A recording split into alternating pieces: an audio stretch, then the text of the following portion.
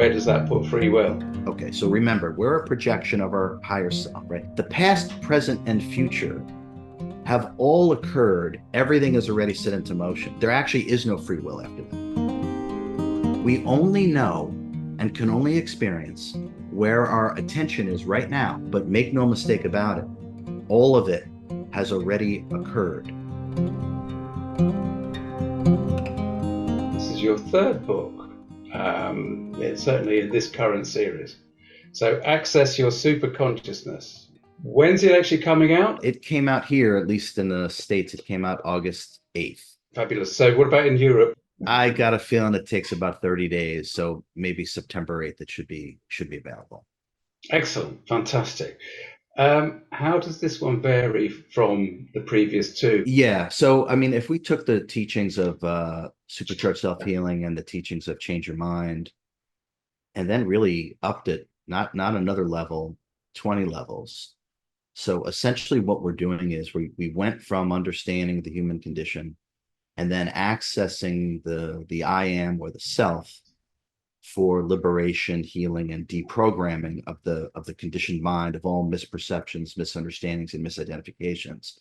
Now, what we've done with Access Superconsciousness is that we've developed meditations, 24 of them through 24 different teachings.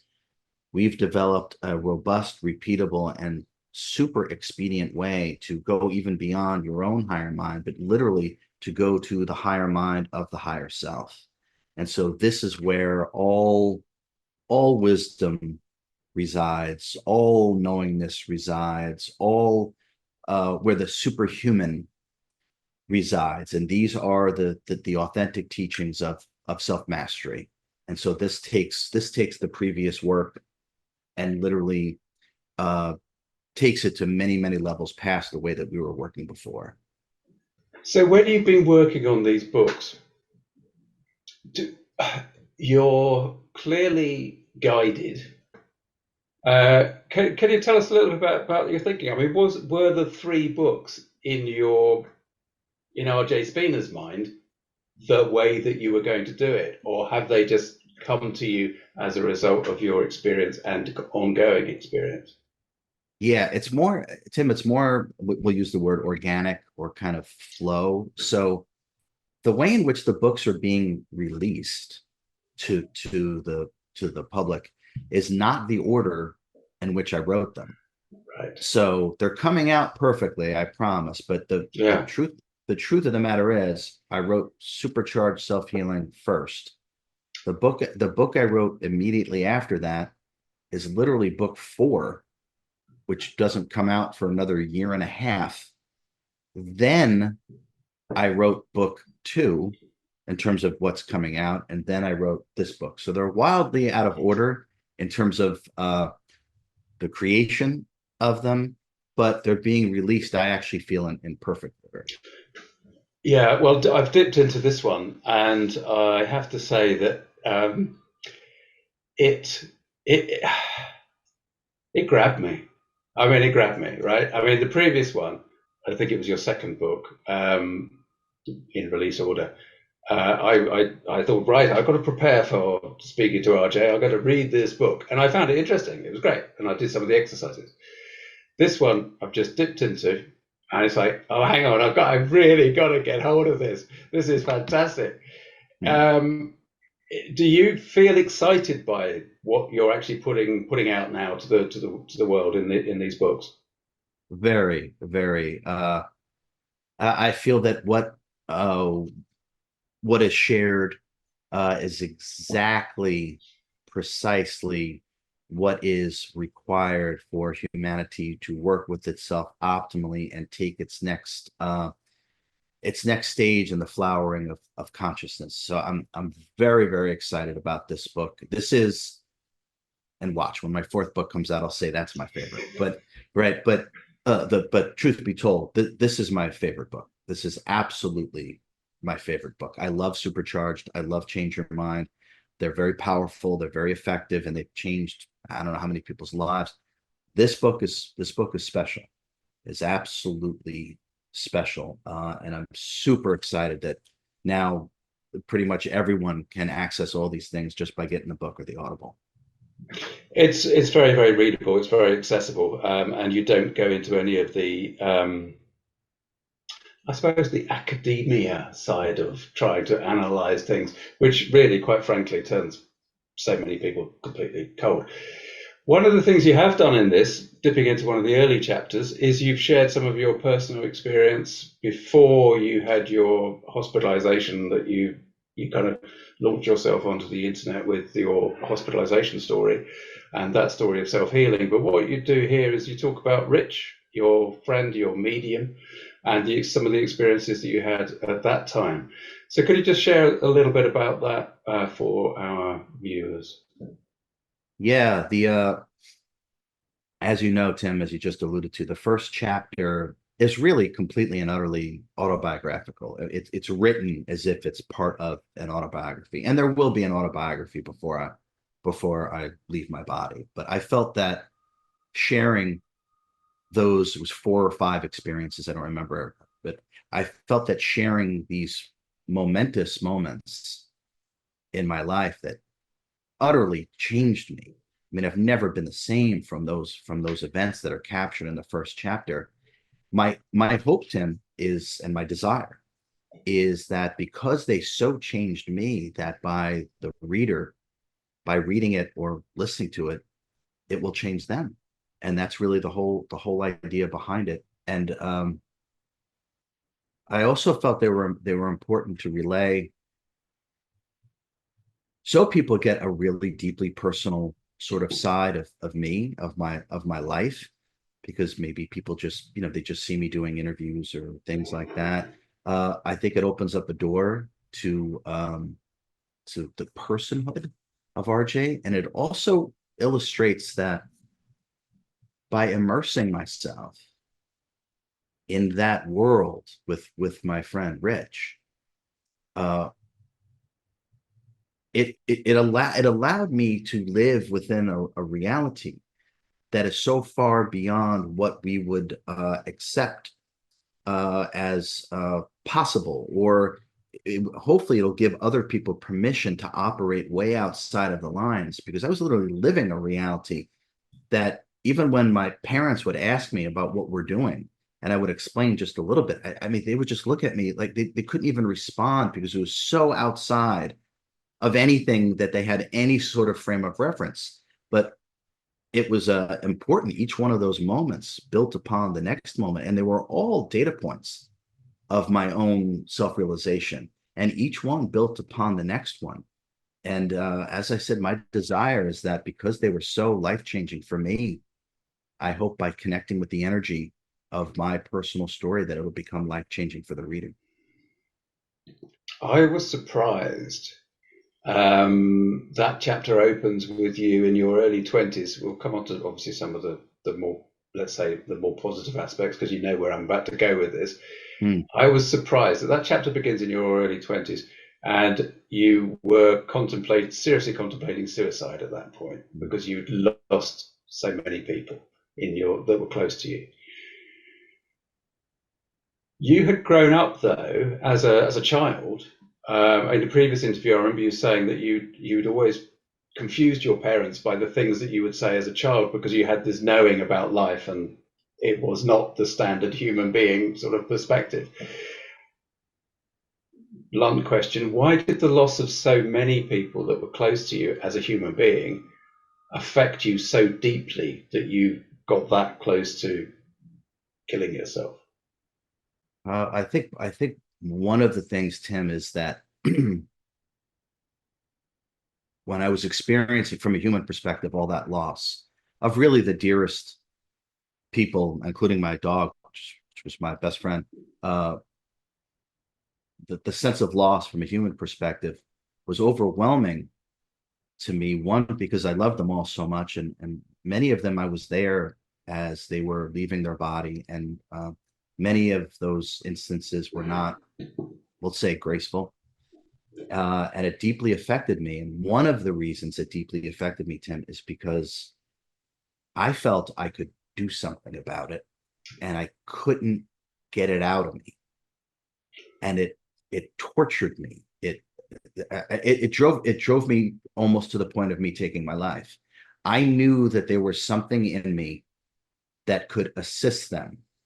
I knew it, and I couldn't get it out of me, and it literally it drove me mad. It drove me to complete anguish, despair, rage, and I needed those things to occur.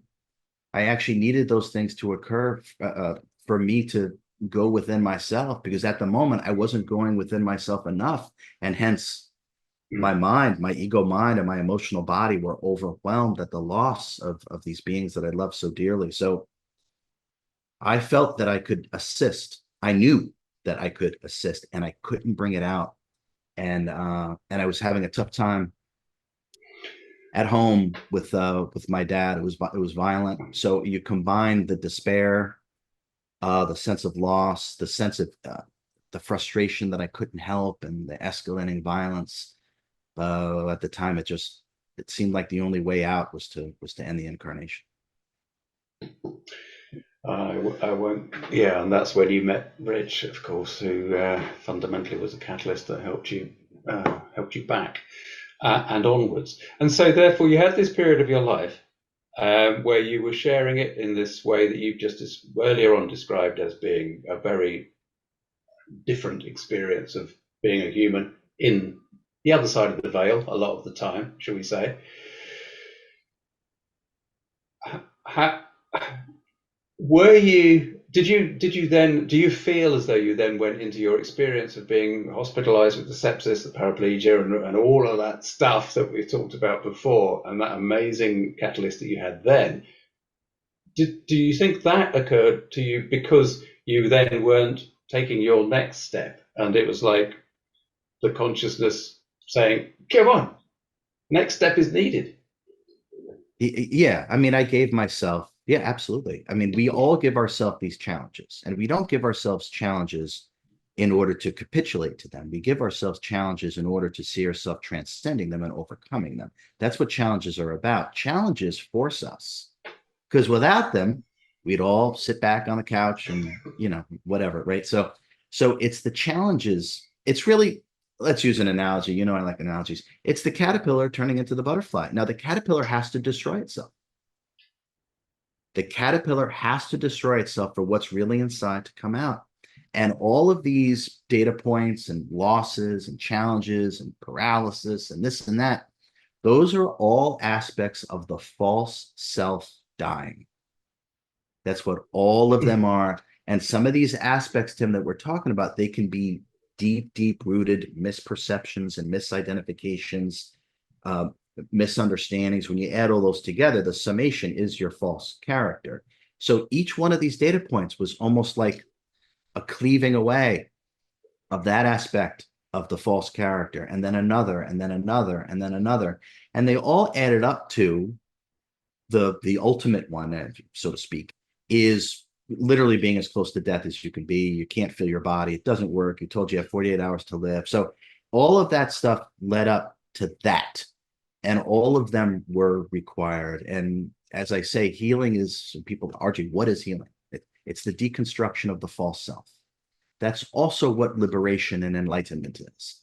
So they work together in that way. And all of these instances, Tim, were data points that built upon the next one until the caterpillar destroyed itself. And then what emerges is the true self, or the butterfly. It's interesting, isn't it? Because as you speak, you are using some absolutely brilliant phrases like deconstruction of the false self, and all the misconceptions, misperceptions, and all of that. As you were saying, they're beautiful, fantastic, wonderful, so well communicated.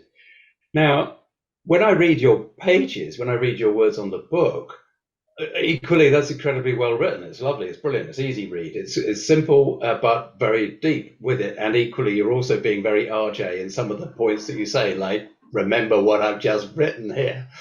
Classic. It's like, yeah, okay, thanks. Do you find yourself in your different parts of your life deliberately aiming for those different energies, or do you just go with whatever you're doing at that moment in that point of time?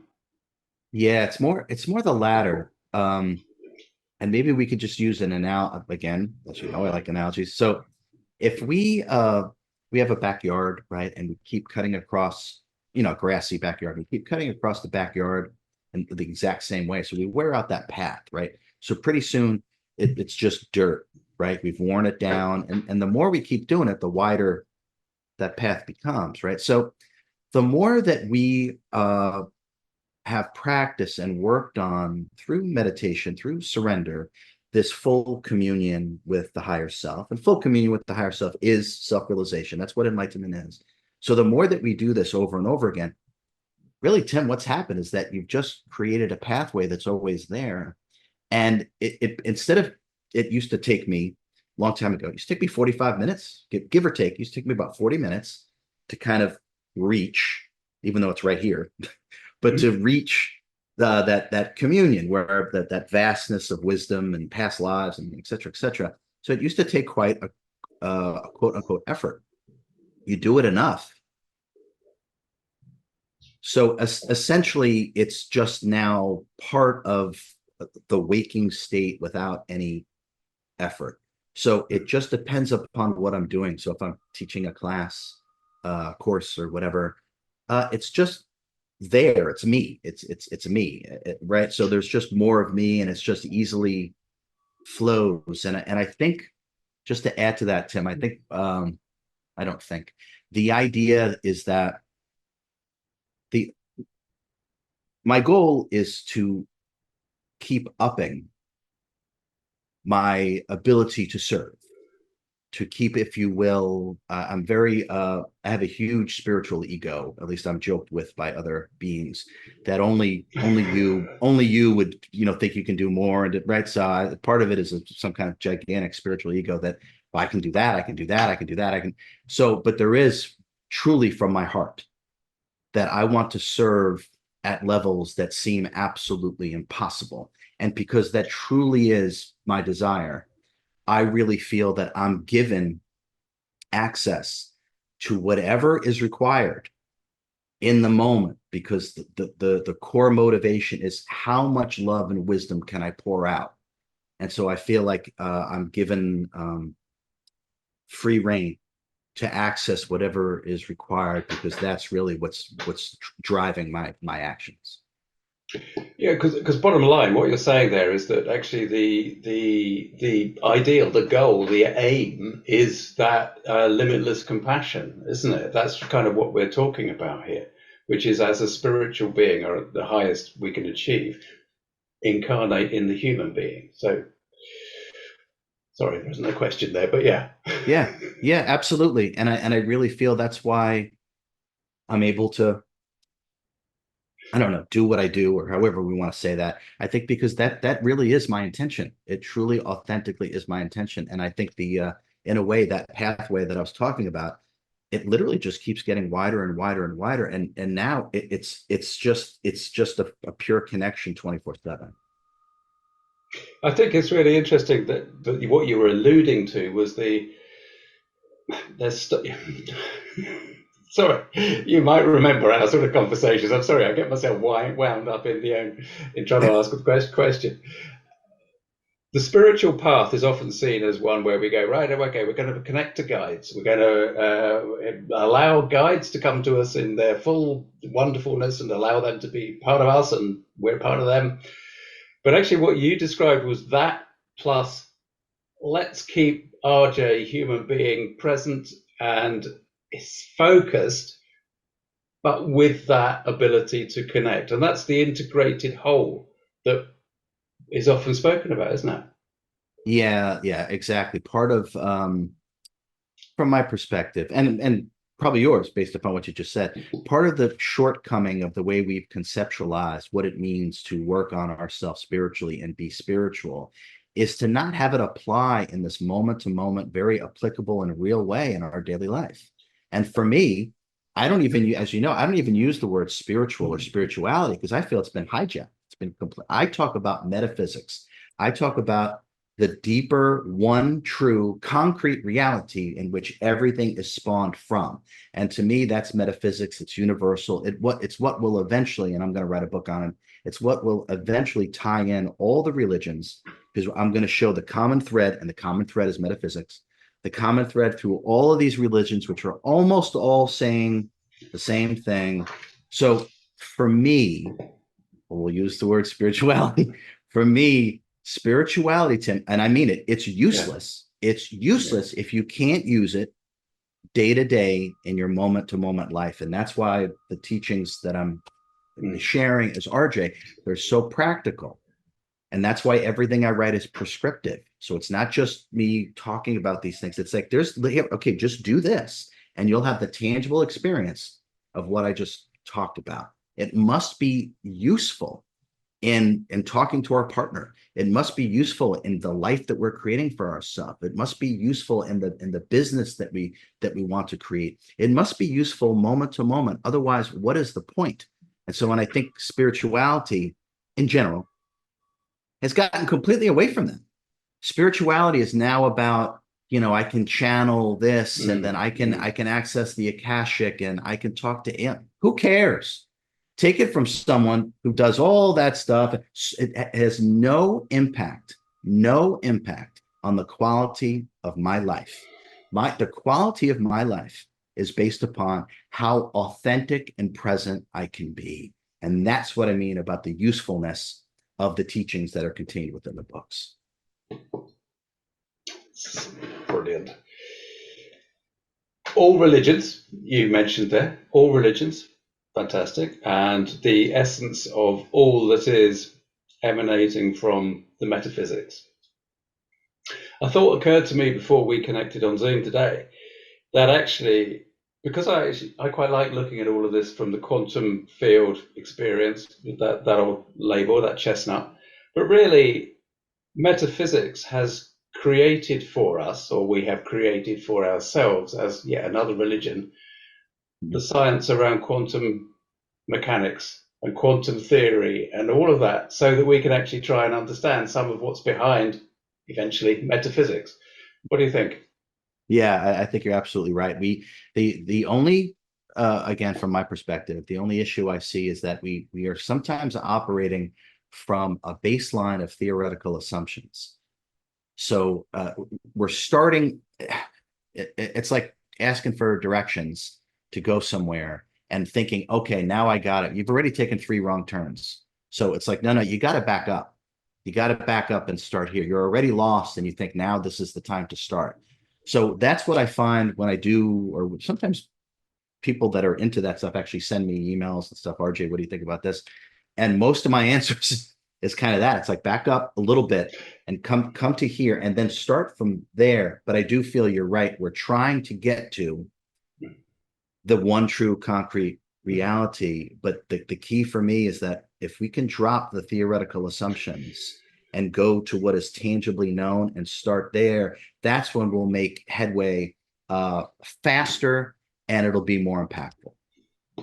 But I mean, that headway as a species, as a community, a global community that we appear to be part of at the moment, is we're on this verge of kind of really abandoning the perception, I think, see what you think, the perception of objective reality, of objective truth. It's built on the subjective, the value of the individual experience, which is the wave that's rippling out and creating the manifest reality that we determine is appropriate for whichever moment. What do you think? Yeah, I mean,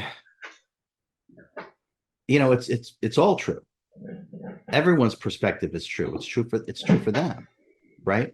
So what I'm interested in is going to the one true concrete reality that all these different perceptions are then spawned from, if that makes sense, right? So there's subjective truth and there's objective truth. Everyone, I mean, there's 8 billion people on this planet, and everyone thinks what they do is right. And for them, they're right, because it's right for them, right? So there are all of these truths. Now, these are subjective truths, and dare I say, they're seen through the windshield of some kind of conditioned, programmed, brainwashed MK Ultra mind. So what we want to do is go prior to that and start to touch the true self, the I am, where this is the one true concrete reality that is giving birth to all this. Now, the further we get away from that direct, tangible experience of the I am, the further we get away, the further we're going to get to subjective reality. If that makes sense, we're going to start to delve into an opinion, right? Oh. And everyone's entitled to an opinion. And they're, like I said, 8 billion people on this planet, everyone thinks what they do is right. Because for them, they're right. They are right. But if we can learn through these teachings to go further within, and then what's going to happen is we're going to see ourselves in everyone. Oh. And once we see ourselves in everyone, what harm can you do to anyone? And for me, that's one of the main goals. Right. Nicely said. Okay. Okay, great. Now look, you mentioned the a magic couple of words earlier on, which was past lives. Right. Now, past lives is one of the things that we kind of get excited about very often. I'll use the S word again in spiritual teachings and spiritual exploration and all of that stuff. Now, you spent a lot of time early on exploring different characters, different individuals, different manifestations of the human beings that would come to you. Some of that was spent with Rich, some of that would have been on your own, doing that, exploring that side of things. What's I think I know where you're going to go with this, which takes us straight back to what you just said. But I was going to ask where you kind of sit. What's your views with past life? What were some of your experiences that you've had with what you believe to be your own personal past life?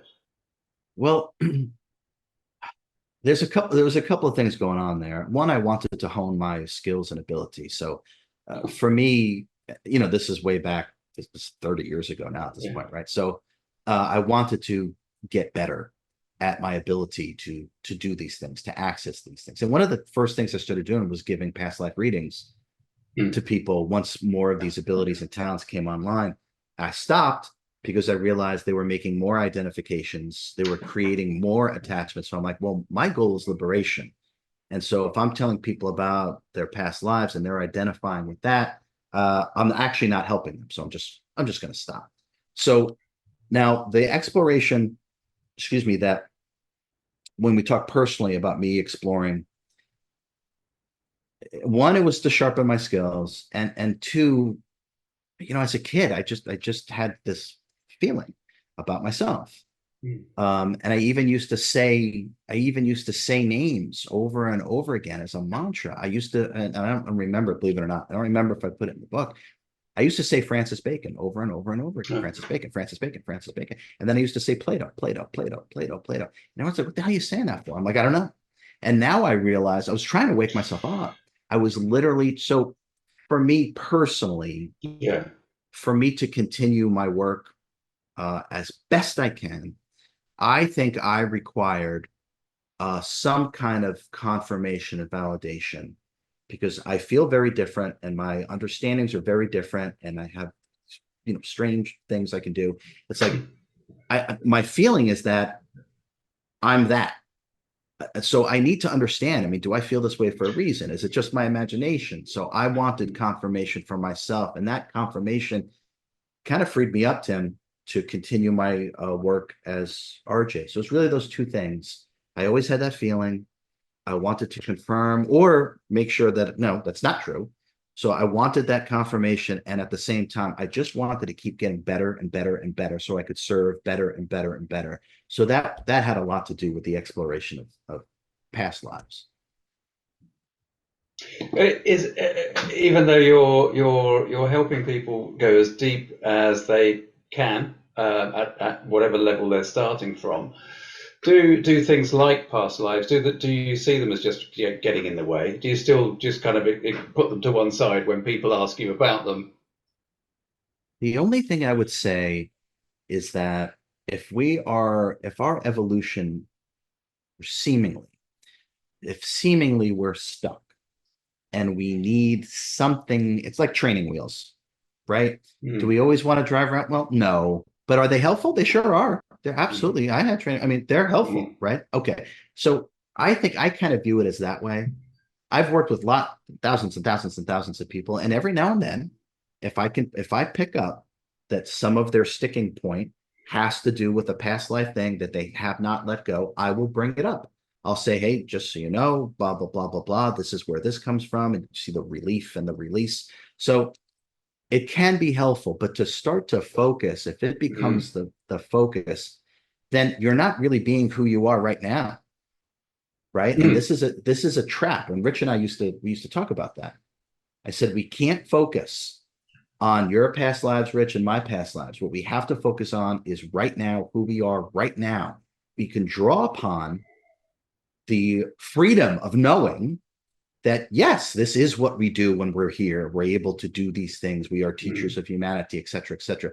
But if that becomes the focus, you're going to miss everything, the all-encompassing beauty of right now.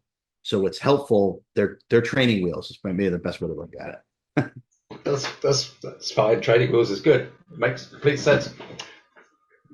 Just a quick one. Do you think you'll be back again? Without question. Yeah, without question. It's so, I mean, I've already deeply experienced from a linear perspective because it's all happening now, Yeah. which is, I know the mind's like, what? But it is. Yeah. Yeah. So I have deeply explored my next, from a linear perspective, what would be my next incarnation. And yeah, I will be back and I'll even give some of it away. So it's around 2154. I am at that point, I am around 30 years old and I'm living in the place that we used to know as Chicago. And I won't go any further. That's a really interesting point of view from a human perspective, linear perspective. That's really interesting. I've never thought about looking at that. Never thought about that. Yeah, because Tim, we can't, I mean, just to, Yeah. it has to already be there for us to tap into. Yes. So that means it's already occurring. And if we went further, we would actually realize the whole thing has already occurred. Absolutely. Okay. So yeah, absolutely. Mind blown. But does that not also bring in an aspect? I think it might well be in your book. I haven't gone that far into it, but I saw something about puppeteer. Does that mean, was that referencing to free will or the perception of free will? Because if everything's already happened, where does that put free will? Oh, I just did a book signing a couple of days ago, and the first question someone asked, like, RJ, I got to talk to you about free will. I said, okay, so this is similar to the answer I gave this gentleman. Okay, so if we really dove deeply, and I have, if we really dove deeply, we would realize that this first moment of creation occurs, and it really has to do with beings becoming aware of themselves and they begin creating. Is really what that is. Okay. After that moment, everything is already set into motion. There actually is no free will after that. Okay. Because Mm. it's now everything is a chain reaction. So it's not really, and I'll add to that. So it's not really free will. Now, from a human perspective, okay, so remember, we're a projection of our higher self, right? Yeah. So we are a piece of our higher self. This is the higher self evolving itself. We're like the drone or the tentacle of the octopus that's doing the learning on the behalf because the higher self can't come all the way down here. Mm. Okay. So if we start to realize that